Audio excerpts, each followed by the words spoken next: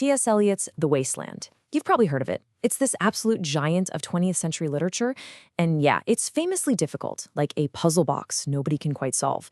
But what if I told you the key to unlocking it isn't in the West, but in the East? Today, that's exactly what we're going to do. This is it. This is the very last line of the poem.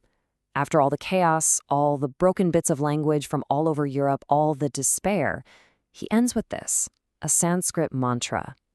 Shanti, shanti, shanti. I mean, what is that doing there? And that right there is the big question we're tackling. You gotta understand, this isn't just Eliot throwing in something that sounds cool or exotic at the end. No way. This single word, this one idea, holds the key to the entire poem's meaning. It's the solution he's offering for a totally broken world. So, to solve this mystery, we can't just jump to the end. We need to understand the problem the poem is trying to solve in the first place. See, Eliot isn't just writing about how depressing things were after the war, he's performing a kind of deep spiritual diagnosis on modern life itself. Okay, so here's the core idea for our entire journey today. Eliot paints this picture of the West that's in a complete state of spiritual collapse. But, and this is the crucial part, he doesn't find the cure in Western traditions. He looks east. He turns to the foundational philosophies of India, specifically to ideas from the Upanishads and Buddhism, to find a universal remedy. All right, let's start with that diagnosis. What exactly is so wrong with the world of the wasteland?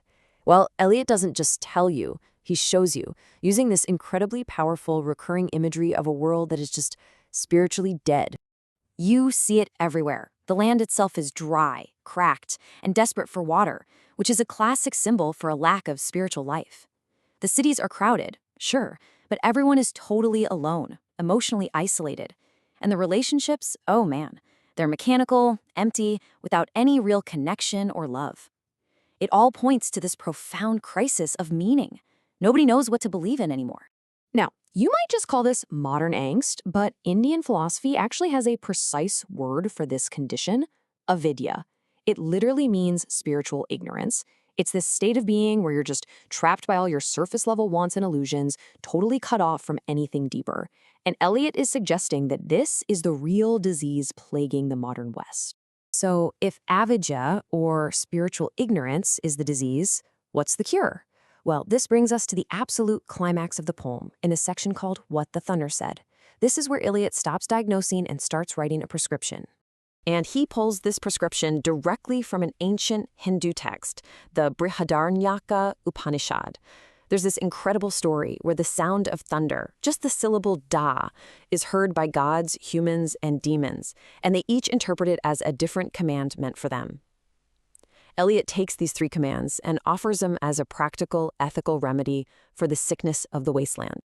The first command is datta, give. The wasteland is just full of people who are selfish, emotionally closed off, obsessed with what they can get. Datta is the antidote. And it's not just about giving money, it's about giving of yourself, being emotionally generous, letting go of your ego for a moment. The second command from the thunder is dayadvam, sympathize. Or you could say, have compassion. This is a direct answer to that terrible isolation we see everywhere in the poem, right? The locked hearts, the people unable to connect. Compassion is what breaks down those prison walls. It forces you to recognize that we're all in this together. And the final command, and maybe the most important one for the modern world, is dhammayata, control. The world Eliot shows us is just drowning in chaos and pointless, empty desires. Dhammayata is the call for self-discipline, for having some restraint, for putting some kind of conscious, meaningful order back into our own lives. Okay, so the Upanishads give us this powerful three-part cure, but Eliot doesn't stop there. To really get to the absolute root cause of the sickness, he brings in another major stream of Indian thought, Buddhism. And get this, a whole section of the poem is titled The Fire Sermon. That's not a coincidence. It's a direct reference to a legendary discourse given by the Buddha himself. Eliot is basically using Buddhist philosophy to dig even deeper into the problem of modern suffering. So in his sermon, the Buddha says that everything we see, hear, feel, think, is on fire. And what are these fires? They're desire, hatred, and delusion. Think about it. These are the exact flames consuming the people in the poem who are constantly burning with lust, boredom, and this gnawing, meaningless dissatisfaction. The Buddhist term for this whole state of being is dukkha. Now, it's often translated as suffering, but it's more subtle than that. It's this deep, fundamental feeling of unsatisfactoriness that comes from always wanting, always grasping, always craving something else. And that is the engine of misery that's driving everyone in the wasteland crazy. So we've got the Upanishadic cure and we've got the Buddhist diagnosis. Now, for the final step, let's see how Eliot masterfully weaves these two together to offer a complete, universal path back to spiritual health. And here it is. This is the big aha moment where it all clicks into place. Just look at how perfectly these ideas line up. The Upanishadic command for self-control, Dhammyata, is basically the how-to guide for the Buddhist ideal of detachment from desire. Dayadham, sympathy, is the very heart of Karuna, or universal Buddhist compassion. And the final goal of both of these paths, it's a state of profound inner peace, what one tradition calls Shanti and the other calls Nirvana.